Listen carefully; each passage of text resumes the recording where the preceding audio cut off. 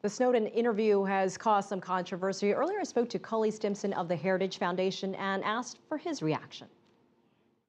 Well, he's obviously strong-minded, articulate, convinced he did the right thing, and convinced that in the course of time that he'll be proven right. He's very cocksure and confident. Well, in the interview, Snowden said that he feels that he is a patriot. Quote, being a patriot doesn't mean prioritizing service to government above all else. It means knowing when to protect your country, your constitution, your countrymen from the violations of and encroachments of adversaries. Do you feel he's a patriot because of what he did, or do you consider him more of a traitor? He's a criminal. I don't disagree with his general comment, but I would only add that when you're a patriot, you follow the law. And if you disagree with the law, you work within the law to change the law. And there were a variety of mechanisms that he could have used, including the Qui Tam Act, to bring to the attention of the authorities within the legal structure his concerns about the legality of the programs. Now, the fact that he doesn't get the answer that he wants, which is that it's illegal, is not surprising, because 3 coordinate branches of government in 2 very different administrations have all concluded that the programs were constitutional.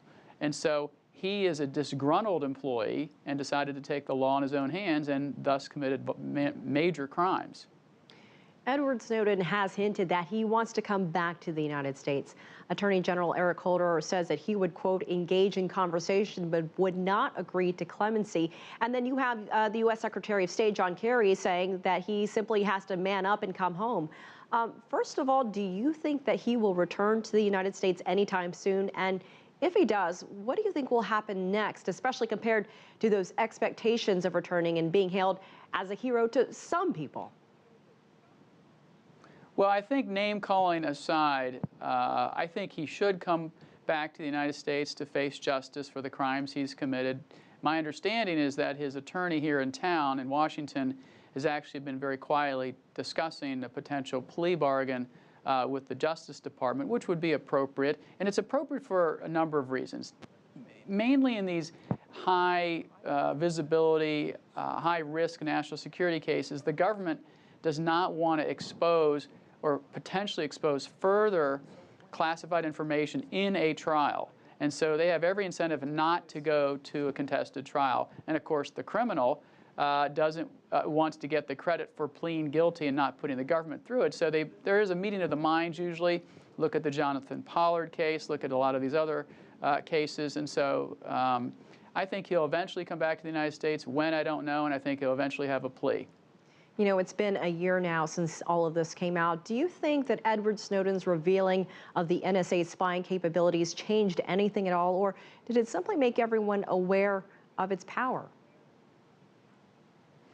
Well, I mean, obviously it sparked a national and international conversation about programs that very few people in this country knew about. Certainly people who paid attention to the FISA Amendments Act and the debate we had back in 2008 and 9 knew that the programs were in existence. But yeah, it sparked a conversation. It was the wrong way to spark that conversation, but that's done.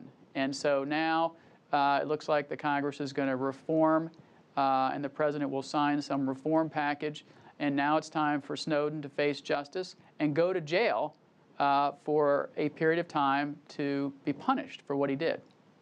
All right, Cully Stimson from the Heritage Foundation in Washington, D.C., thank you for your insight and for your perspective.